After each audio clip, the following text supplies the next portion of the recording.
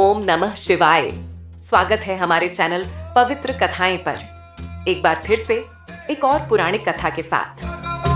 आज हम आपको लेकर चलेंगे धर्म, आस्था और रहस्यों से भरी एक अद्भुत यात्रा पर, जहां हर कथा में छिपा है गहरा ज्ञान और प्रेरणा। तो आइए डूबते हैं इस दिव्य कथा के सागर में।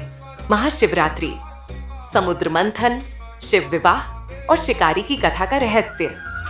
क्या आपने कभी सोचा है कि महाशिवरात्रि केवल भगवान शिव की पूजा का दिन नहीं, बल्कि 3 महाशक्तिशाली घटनाओं का संगम भी है। ये कथा आपको एक नई आध्यात्मिक शक्ति से भर देगी। पहला अध्याय, शिव पार्वती विवाह, सृष्टि का पुनर्जन्म। क्या आपने कभी सोचा है कि भगवान शिव जो योगी थे, जिन्होंने संसार की मोहमाया को त्याग दिया था, वे विवाह के लिए कैसे राजी हुए? महाशिवरात्रि सिर्फ व्रत और पूजा का पर्व नहीं, बल्कि शिव और पार्वती के उस दिव्य मिलन की गाथा है, जिसने सृष्टि के संतुलन को पुनः स्थापित किया। राजा दक्ष की पुत्री सती भगवान शिव की परम भक्त थीं। उन्होंने कठोर तपस्या करके शिव को पति रूप में प्राप्त किया। लेकिन जब राजा दक्ष ने शिव का अपमान किया और यज्ञ में उन्हें आमंत्रित नहीं किया, तो सती ने क्रोधित होकर यज्ञ कुंड में आत्मदाह कर लिया। शिव जी इस वियोग से अत्यंत दुखी हुए और सती के शरीर को लेकर पूरे ब्रह्मांड में घूमने लगे। भगवान विष्णु ने अपने सुदर्शन चक्र से सती के शरीर के टुकड़े कर दिए, जो धरती पर विभिन्न स्थानों पर गिरे, और वे स्थान शक्तिपीठ कहलाए। लेकिन सती की आत्मा अमर थी।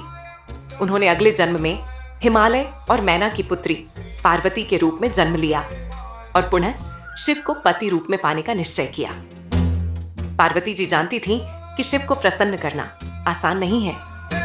वे त्याग और वैराग्य के प्रतीक थे, इसलिए पार्वती ने कठोर तपस्या का संकल्प लिया। पहले उन्होंने सिर्फ फल फूल खाकर तपस्या की, फिर केवल सूखे पत्ते खाने लगीं।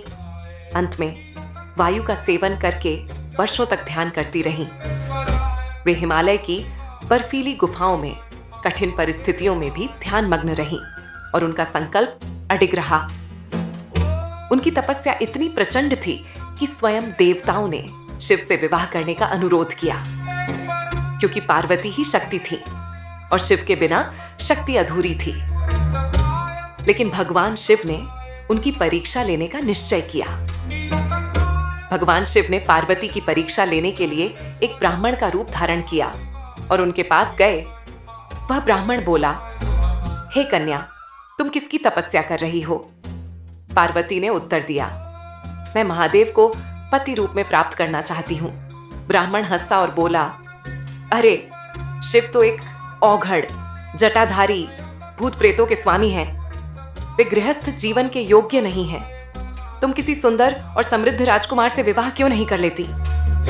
ये सुनकर पार्वती मुस्कुराई और बोली, आप चाहे जो कहें, लेकिन मेरे लिए तो शिव ही सत्य है। शिव ही मोक्ष है। शिव ही मेरे प्राण हैं। मैं उनके बिना कुछ भी स्वीकार नहीं करूंगी। यही उत्तर सुनकर भगवान शिव अपने असली रूप में प्रकट हुए और बोले, हे देवी, तुम्हारी भक्ति और प्रेम ने मुझे जीत लिया। मैं तुम्हें अपनी अर्धांगिनी के रूप में स्वीकार करता हूं। भगवान शिव ने विवाह के लिए हामी तो भर दी, लेकिन उनकी बारात इतनी विचित्र थी कि सभी देवता और पार्वती की मां मैना भयभीत हो गईं। कैसी थी यह बारात? शिवजी ने बाघ की खाल पहनी थी, शरीर पर भस्म लगी थी और उनके गले में नागराज वासुकी लिपटे थे। भूत, पिशाच, राक्षस, अघोरी और नागराज इस बारात में नृत्य कर रहे थे। बैल नंदी पर सवार शिवजी को देखकर हिमालय और उनकी पत्नी मैना घबरा गए। सो मैना माता ने सोचा, क्या मेरी पुत्री सच में इस औघड़ से विवाह करेगी? लेकिन जब शिव ने अपना सुंदर और दिव्य रूप धारण किया, तो सभी स्तब्ध रह गए। वे चंद्रमा समान उज्जवल, गंगा धारण करने वाले साक्षात ब्रह्मांड के स्वामी लग रहे थे।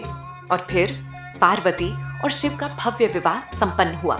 देवताओं ने फूलों की वर्षा की, ऋषियों ने वैदिक मंत्रों का उच्चारण किया।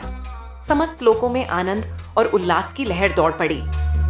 दूसरा अध्याय, समुद्र मंथन और शिव का नीलकंठ रूप। बहुत समय पहले जब देवता और असुर अमृत प्राप्ति के लिए समुद्र मंथन कर रहे थे, तब अमृत से पहले एक भयंकर हलाहल विष निकला।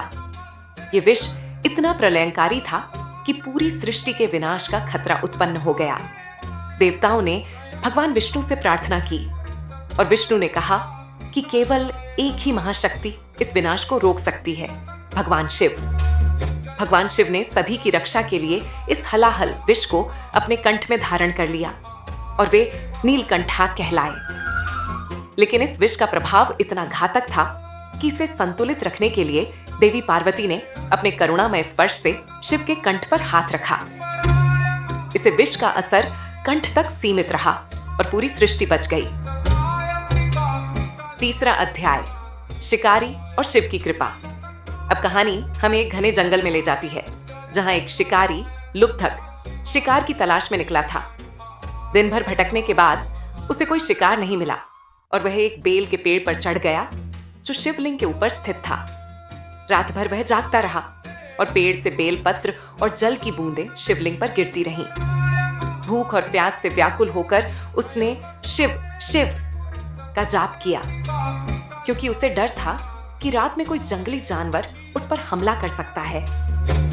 सुबह होते ही भगवान शिव प्रकट हुए और बोले, हे लुब्धक, तुमने अज्ञानता में ही सही परंतु पूरी श्रद्धा से मेरी उपासना की है। मैं तुमसे प्रसन्न हूं, तुम्हें मोक्ष प्राप्त होगा।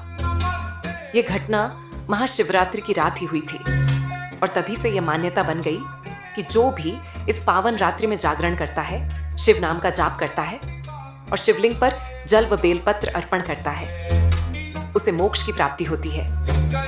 महाशिवरात्रि का गूढ़ रहस्य। अब आप समझ गए होंगे कि महाशिवरात्रि केवल एक पर्व नहीं बल्कि 3 महाशक्तियों के संगम का उत्सव है। नीलकंठ शिव, जो जीवन के सभी विषयों को अपने अंदर समाहित कर हमें अमृतत्व प्रदान करते हैं। शिव पार्वती विवाह, जो यह दर्शाता है कि प्रेम, शक्ति और भक्ति से हर बाधा पार की जा सकती है। शिकारी की कथा, जो यह सिखाती है कि भक्ति का मार्ग किसी भी परिस्थिति में मोक्ष दिला सकता है। हर हर महादेव।